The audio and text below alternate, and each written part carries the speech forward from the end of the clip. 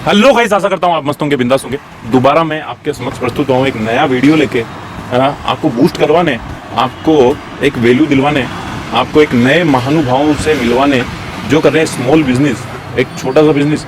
मुझे यहाँ पे ऐड करने की जरूरत नहीं पड़ेगी क्योंकि आप बैकग्राउंड में देख रहे होंगे कि किस चीज़ का आज इंटरव्यू होने वाला है। तो स्वागत है आपका हमारे चैनल बम्पर कमाई पे। तो फ्रेंड्स, मेरा नाम दिनेश सिंह है और मैं जयपुर के झोटवाड़ा के निवारू रोड पे RD medical and general store चलाता हूँ। और ये शॉप चलाते हुए मुझे लगभग 4 साल का वक्त हो गया है। और मैंने पढ़ाई की आप बात करें तो मैंने साथ में 12th के बाद में ग्रेजुएशन के साथ में मैंने डिप्लोमा इन फार्मेसी किया हुआ है बेंगलोर से, जिसके जैसे कि सर ने आपको थोड़ी देर पहले अभी बताया था कि किस तरह से इस स्टोर को आप शुरू कर सकते हो। तो आप कहीं से भी, किसी भी ऑल इंडिया में कहीं से भी डी फार्मेसी या बी फार्मेसी का कोर्स करके और आप अपने आप को इसमें लेके आ सकते हैं। Thank you sir. शुरुआती तौर पे ये सारी चीज़ें बताने की हम कवर करेंगे, सारी एक एक 0 पॉइंट से लेके, सर से पूछेंगे 0 पॉइंट से लेके कहाँ तक हो, कैसे स्टार्ट करा जाता है। एक्चुअली 0 पॉइंट से लेके स्टार्ट करेंगे। सर, कितने साल पहले आपने ये जो आपका फार्मेसी का बिजनेस करा था, कब आपने पढ़ाई स्टार्ट करी थी, कब आपने शॉप स्टार्ट करी थी, वो एक बार दर्शकों को जरूर बताइए। जी थैंक यू। सबसे पहले मैंने 2003 के अंदर 12th करने के बाद में 2004 और 2005 में लग के मैंने फार्मेसी किया बेंगलोर से। और in 2006 I joined a small pharmacy shop for experience. उसके बाद में फिर मैंने फार्मा ज्वाइन किया। फार्मा में medical rep, I work for 3-4 companies as a medical representative. Then I got promoted in 2012 as an area manager and I worked for all Rajasthan as an area manager for multinational. थोड़ा सा मैं आपको रोकना चाहूँगा, मेरे जो बेरोजगार भाई है ना, उनको हिंदी में जरूर बताएंगे ना तो थोड़ा सा वैल्यू उनको बताइए। ठीक है। तो मैंने 12th किया था 2003 से, और उसके बाद में 2005-06 में मैंने मेरा फार्मेसी का कोर्स किया बेंगलोर से। उसके बाद में 6 से 2012-13 तक मैंने मेरा मेडिकल रैप का काम किया। और उसके बाद में फिर मैंने 2013-14-15 मैंने एज एन एरिया मैनेजर काम किया। एरिया मैनेजर पूरा राजस्थान देखता है, जिसके अंडर 8-10 लोग होते हैं। तो मैंने वहाँ परफॉर्मेंस पे परफॉर्मेंस दी और मैं एरिया मैनेजर बना। एक मल्टीनेशनल कंपनी, बाहर की जर्मनी की कंपनी है, उसमें मैंने काम किया। 2015 में मैंने सोचा कि नहीं यार, नाउ अब मुझे कुछ मेरे लिए कुछ अपना कुछ स्टार्ट करना चाहिए, बिकॉज मेरे को काफ़ी एक्सपीरियंस हो गया है और मैं कुछ कर सकता हूँ अपने लिए भी और समाज के लिए भी, एक एग्जाम्पल सेट कर सकता हूँ। 2015 में मैंने खुद का स्टोर शुरू किया मानसरोवर में, Dinesh medical and general store. और बैक टू बैक 2016 में मैंने ये दूसरा स्टोर शुरू किया, RD medical and general store.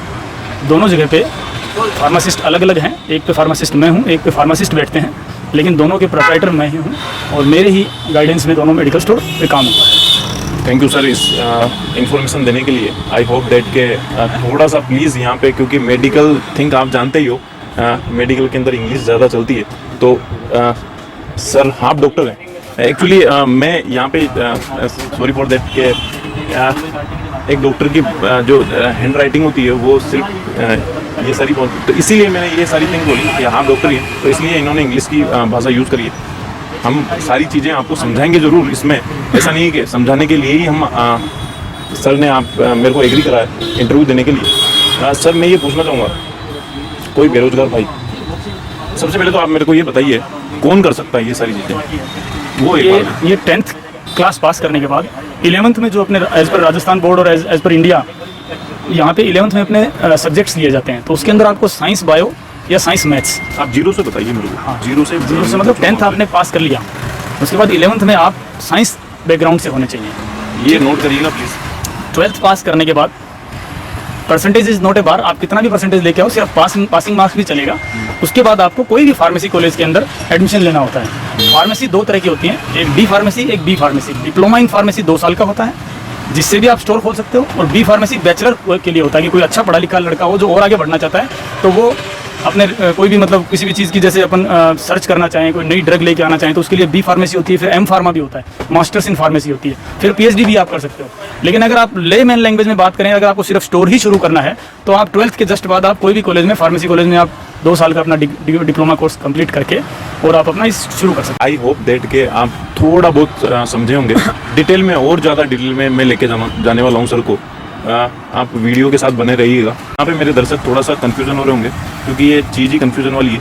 2 question मैं एक साथ पूछूंगा आपसे कि कितनी परेशानियाँ आपको आई, और एक बार थोड़ा सा छोटे शब्दों के अंदर बता दें मेरे दर्शकों को कि कौन सा बंदा, मैं क्योंकि सर आप जानते हैं, प्लीज़ सॉरी फॉर दैट कि मैं आपको ऐड करना चाहूँगा कि ये, क्योंकि बेरोजगारी चरम पे, मेरा कोई भी भाई ऐसा छूटना नहीं चाहिए कि वो उसका सपना होता है ना है ना, किसी चीज़ के अंदर उसका सपना होता है, उसका सपना छूटना नहीं चाहिए। इसलिए थोड़ा सा सरल भाषा में उसको ज़रूर बताएं, छोटे शब्दों में बताएं, सरल भाषा में बताएं, और फिर उसके बाद आप स्टार्ट कर दें कि आपने जब स्टार्ट करा था ये बिजनेस, कितनी परेशानी आई थी आपको। देखो, Please। सबसे पहले तो आपको थोड़ा सा जैसे स्टडी अपना एक अलग पार्ट होता है, जो डिप्लोमा नेसेसिटी है वो तो करना ही पड़ेगा, लेकिन उसके बाद में सबसे पहली परेशानी ये आती है कि पढ़ाई के बाद में जो एक रिटेल जो स्टोर होता है, एक गुणाई बार वाला, ध्यान से जरूर सुनिएगा सर, देसी स्टाइल में, अपनी स्टाइल में सुना रहे हैं।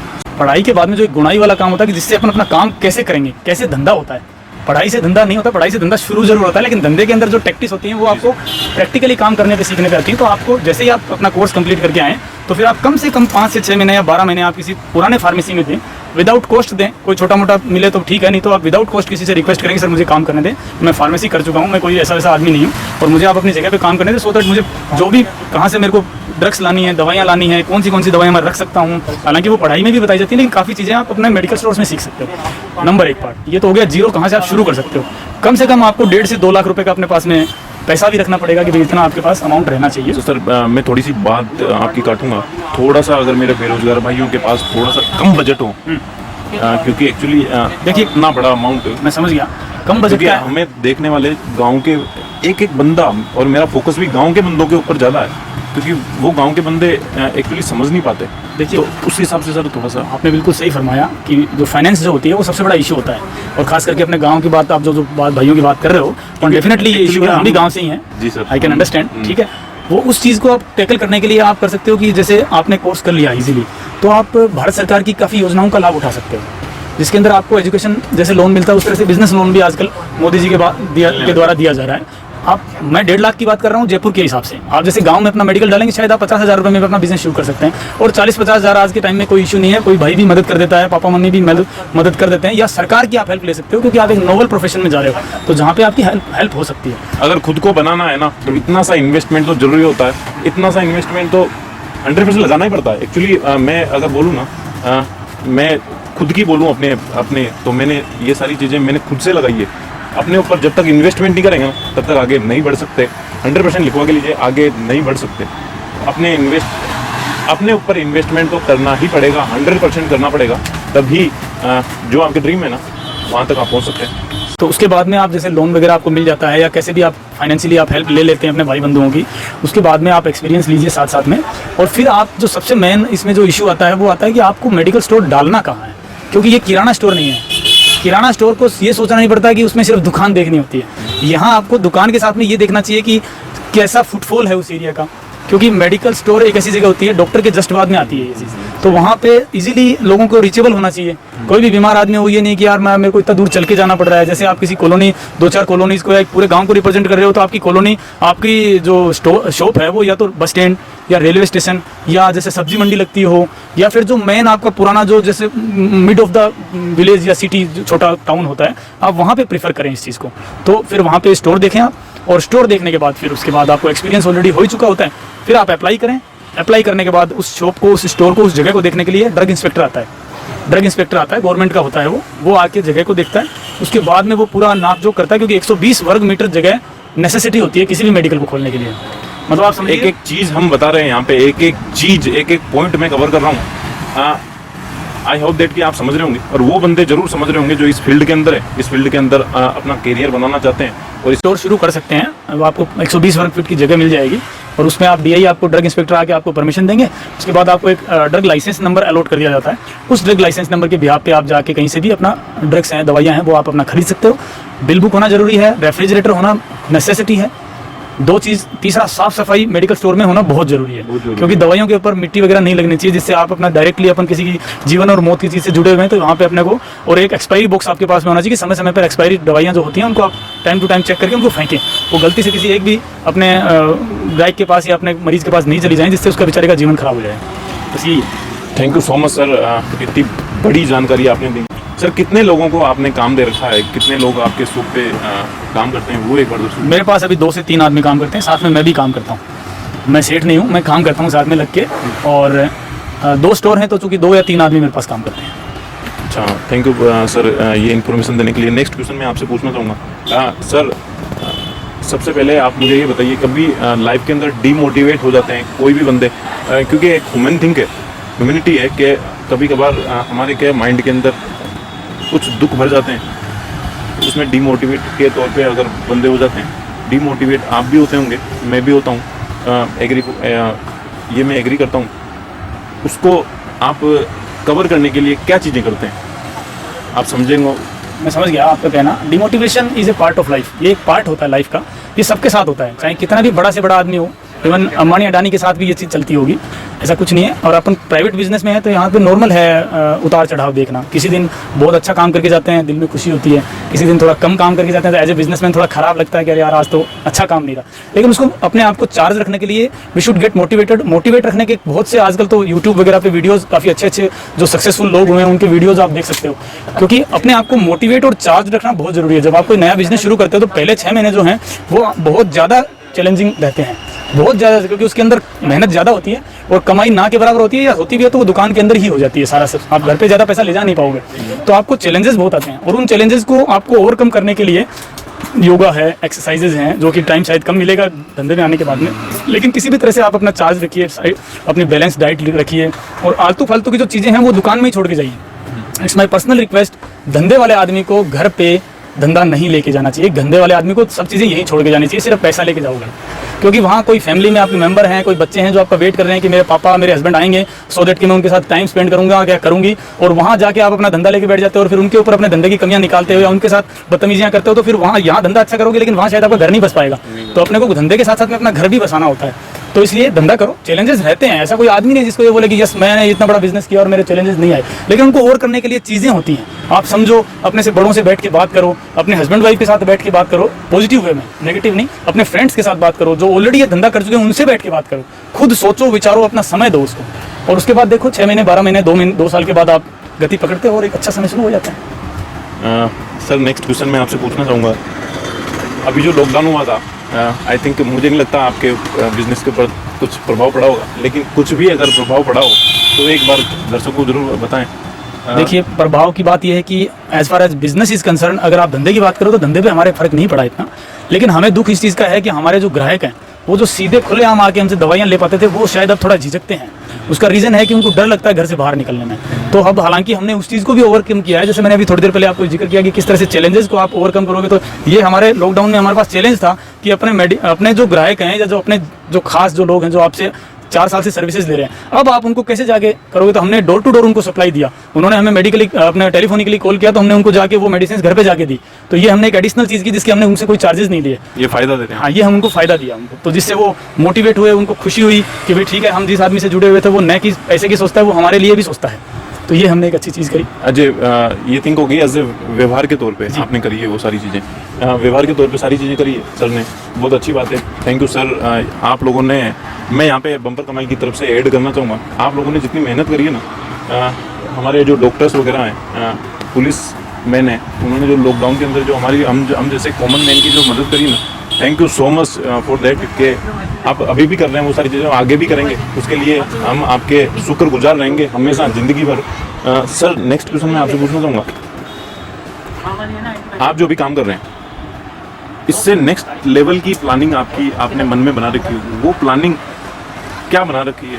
एक बार छोटे शब्दों में, क्योंकि वो एकदम से एक्सप्लोर नहीं करेंगे आप, लेकिन छोटे शब्दों में एक बार, क्योंकि हर कोई बंदा आपको देख रहा है और आगे आने वाले टाइम पे भी देखेगा, कैसे प्लानिंग करे वो, और आपने कैसे अपने माइलस्टोन बना रखे हैं। मैं 6 महीने में यहाँ पहुँचूँगा, 12 महीने में यहाँ पहुँचूँगा, 1.5 साल में यहाँ पहुँचूँगा, 2 साल में, कैसे आप अपने आप को कंपेयर करते हैं वो एक बार बताएं। देखिए सर, एज ए बिजनेसमैन हर आदमी चाहता है कि मैं आगे बढ़ूँ, मैं भी चाहूँगा।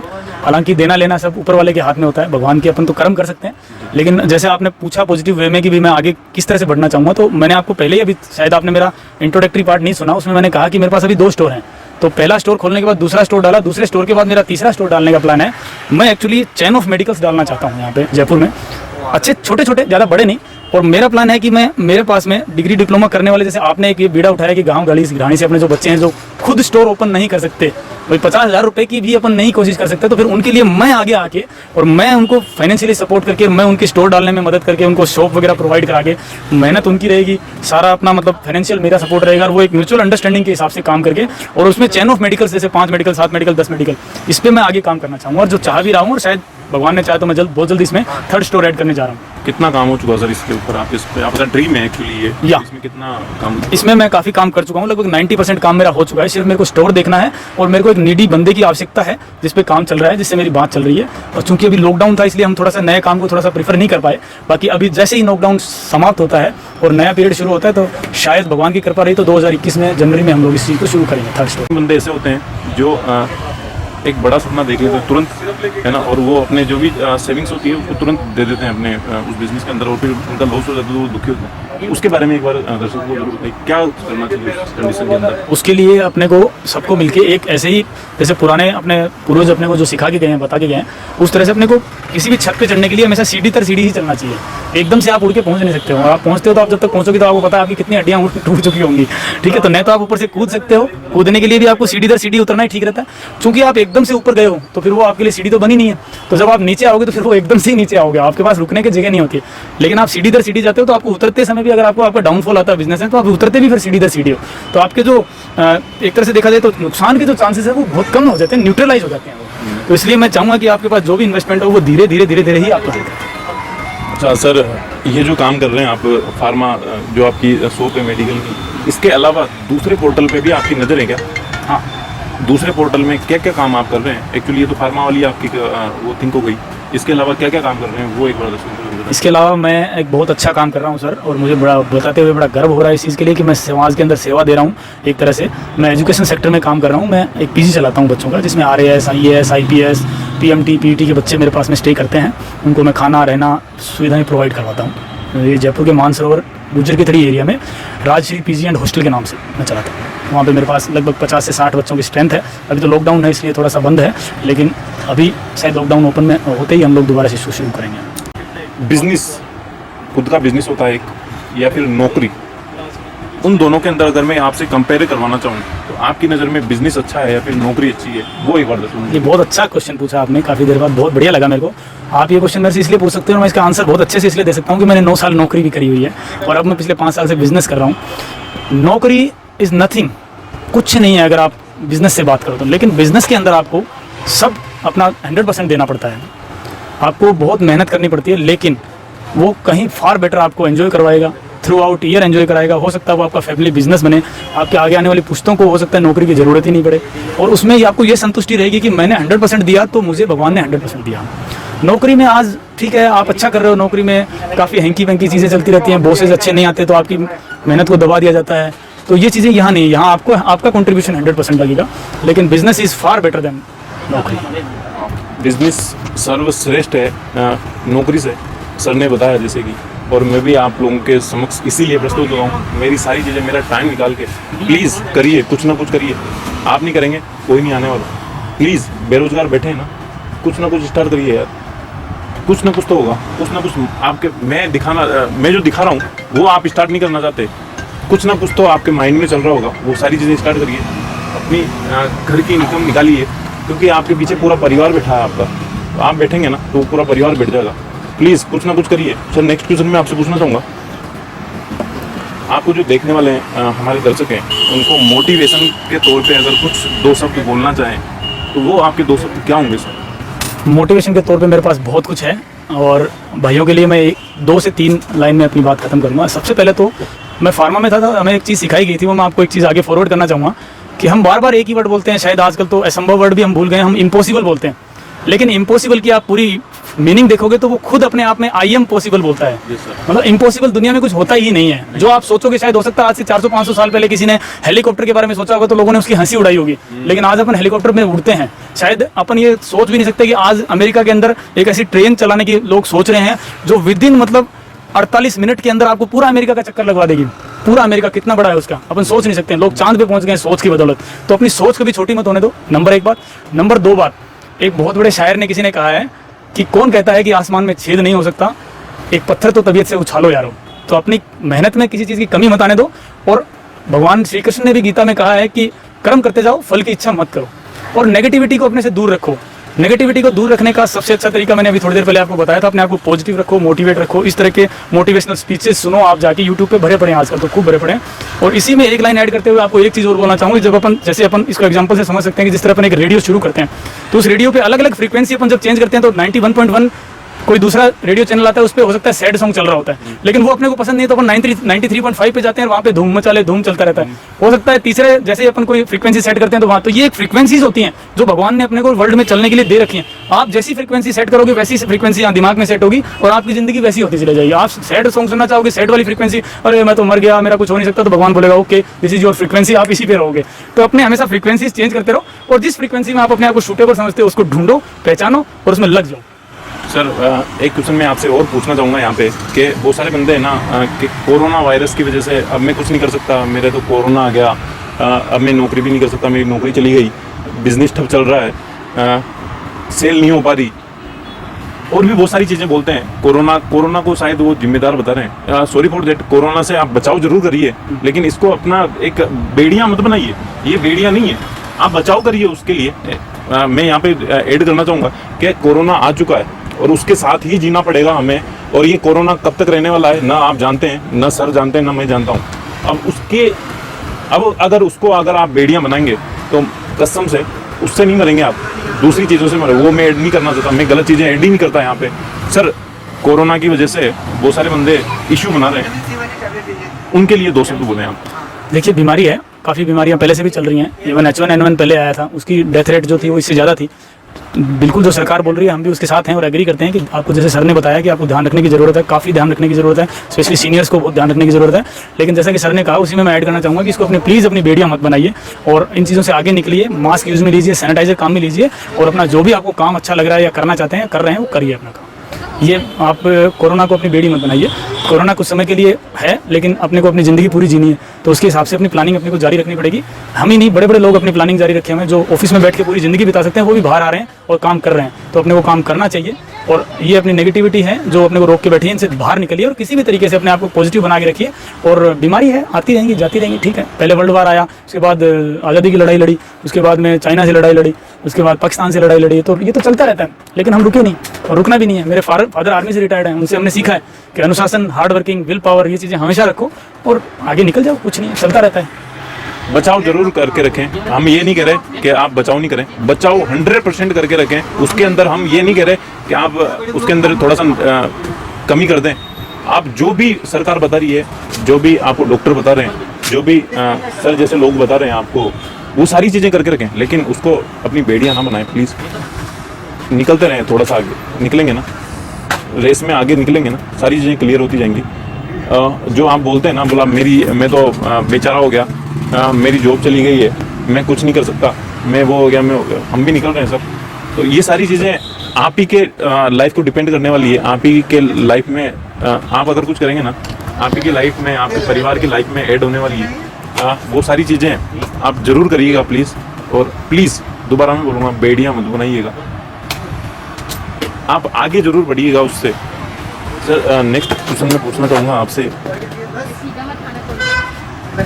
कितनी इनकम हो जाती है सर मंथली के तौर पे, सालाना के तौर पे, या फिर पर डे के तौर पे? वो अगर आप बताना चाहें तो एक बार दर्शकों को जरूर बताएं। इनकम की अपन बात करें तो आप शुरुआत में जैसे बिजनेस करेंगे तो अगर आप रेंट पे स्टोर लेते हैं, मेडिकल की बात कर रहे हैं अपन, तो रेंट पे स्टोर लेते हैं तो हो सकता है पहले 2 महीने 3 महीने आपका रेंट निकले और जो भी दुकान के छोटे मोटे खर्चे हैं वो निकले, लेकिन विदिन 6 मंथ्स आप ऐसा होगा कि आपको एक रिस्पेक्टेबल, जो एक नॉर्मल, आप कहीं भी नौकरी ढूंढने जाएंगे तो आपको 10,000 12,000 की नौकरी ऑफर करते हैं, उतने उससे ज़्यादा अच्छा इनकम आपको यहाँ मिल पाएगा। और वैसे अपने इंडियन सिनेरियो में कहा जाता है कि अपनी नौकरी किसी, अपनी जो तनख्वाह है वो किसी को बतानी नहीं चाहिए, लेकिन मैं आपको ये जरूर बोलना चाहूँगा कि आपको उस लेवल पे विदिन 2 ईयर्स ये बिजनेस या ये धंधा आपको लेके जाएगा कि आपको पीछे मुड़ के देखना नहीं पड़ेगा और आप आगे आगे बढ़ते जाएंगे और आप एक रिस्पेक्टेबल ज़िंदगी जी सकते हैं। आपको पता चल गया होगा, मुझे बोलने की यहाँ पे जरूरत ही नहीं पड़ेगी। Sir thank you so much, आपने अपने जीवन के अमूल्य समय को हमारे दर्शकों के साथ और हमारे साथ बांटा। हम आपको धन्यवाद करना चाहेंगे और आशा करना चाहेंगे कि आप सारी चीज़ें जो भी आप कर रहे हैं और जो भी आपके ड्रीम्स हैं वहाँ तक आप ज़रूर पहुँचे। हम भगवान से दुआ करेंगे कि आप बुलंदियों की चोटियों तक ज़रूर, जो भी आपके सपने हैं वहाँ तक आप ज़रूर पहुँचें। आपके अगर समझ में अभी भी कुछ नहीं आया हो तो प्लीज़ कमेंट सेक्शन के अंदर कमेंट करके ज़रूर बताइएगा। सर से हम दोबारा ज़रूर मिल लेंगे। सर जो अलग अलग काम कर रहे हैं उनसे तो मैं आप जो भी काम कर रहे हैं वो प्रस्तुत करने वाला हूँ आने वाले टाइम के अंदर। जब भी सारी चीज़ें ओपन होंगी, इनकी समाज सेवा है, समाज सेवा हम भी कर रहे हैं और मैं आपको रिकमेंड करूँगा समाज सेवा आप भी करिए। संतुष्टि मिलती है, मैं भी कर रहा हूँ, वो सारी चीज़ें कर रहा हूँ। वो सारी चीज़ें आप करके जरूर देखिएगा। पॉजिटिव थिंकिंग अपने माइंड के अंदर रखिएगा और नेगेटिव थिंकिंग को बाहर निकालिए। और अपने जो भी मैं बिजनेस के आइडिया जो महानुभावों से आपको मिलवाता हूँ, अपने लेवल पे भी जरूर सोचिएगा। ऐसा नहीं कि मैं दिखा रहा हूँ तो आपने उसको सारी चीज़ें साइड में रख के वो स्टार्ट कर दिया। अपने माइंड, खुद का माइंड भी दौड़ाइएगा उसके अंदर। मैं मिलता हूँ आपको नेक्स्ट वीडियो के अंदर, नेक्स्ट महानुभावों के साथ। आपको उनका वैल्यूबल टाइम दिलवाने के लिए वो क्या कर रहे हैं सारी चीज़ें। वीडियो देखने के लिए आपका बहुत बहुत धन्यवाद। Thank you so much. Thank you.